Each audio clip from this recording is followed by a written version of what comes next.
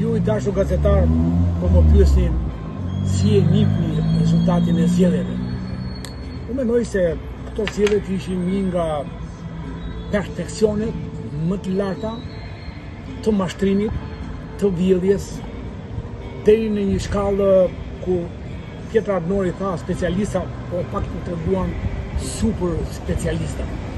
Faktet janë pa numër, jo ato që thot thjesht syri të vë, sepse e dit nga televizion opozitare i mbetën. Por le të themi nga ato që dëgjojmë, që ndjejmë, dhe ndjesia apo instinkti është më i fortë se sa një laborator, se sa një televizion. Për shembull, kur thuhet që Partia Socialiste vajti në Greqi apo në Itali, në fakt mitingu që ne pamë, si për kryetarin e PD-s apo kryetarin e PS-s, nuk është gjë para organizimit që këta me propagandë, me bolshevizëm, kryen në takime 8 drejti me njerëz të PS-s që është normale, po ndërkohë kanë kryer presione duke i thënë pikërisht shqiptarëve të diasporës, kudo që ndodhen, që ne do të degdisim, janë të vërteta ato fjalë. Po doni mos i keni konsiderat, nuk i detyroj njëri të dashur shqiptar.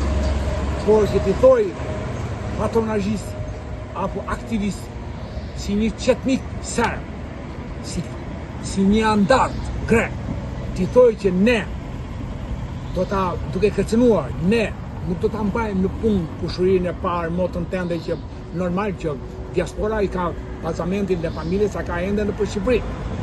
Këtë e bën këtë.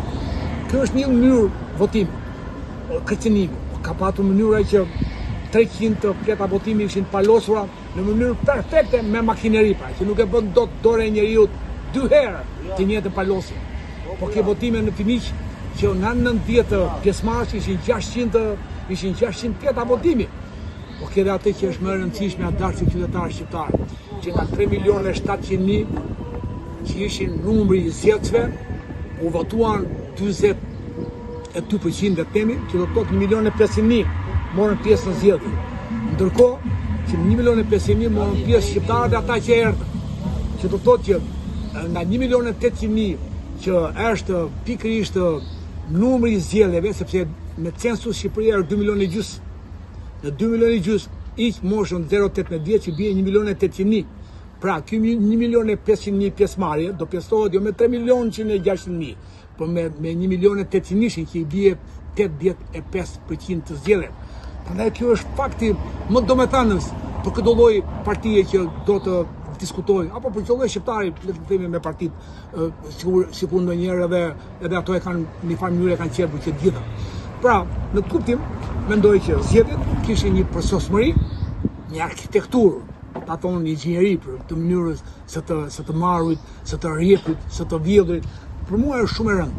Është shumë e rëndë që ne të kemi në një perfeksion nga 2002, ku ishte kryetar bashkie për herë të parë Edi Rama, deri sot ai ka arritur nivelin më të lartë të përsosmërisë së mafjes së vjet. Këto janë fjalë që sigurisht thonë në televizionet, por unë mendoj që pika kyçe këtu është që në 3.600.000 zgjedhësa sipas QKZ-s, në 40% që tonë 1,5 milionë me të jashtëm e të brendshëm, me 2.600.000 që është numri total i popullsisë shqiptare, që do të thotë 1.800.000 janë përgjithësi, janë ata që janë me 10 zgjedhje, dhe kur e peston 1,5 milionë me 1.800.000 del 85% pjesëmarrje.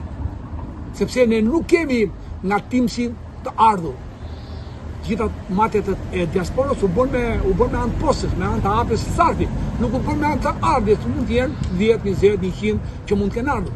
Kështu që kjo është pika më e fortë që zgjedhjet për mua nuk duhet të jenë apo nuk duhet shpallen ose të shpallen alla shqiptarë.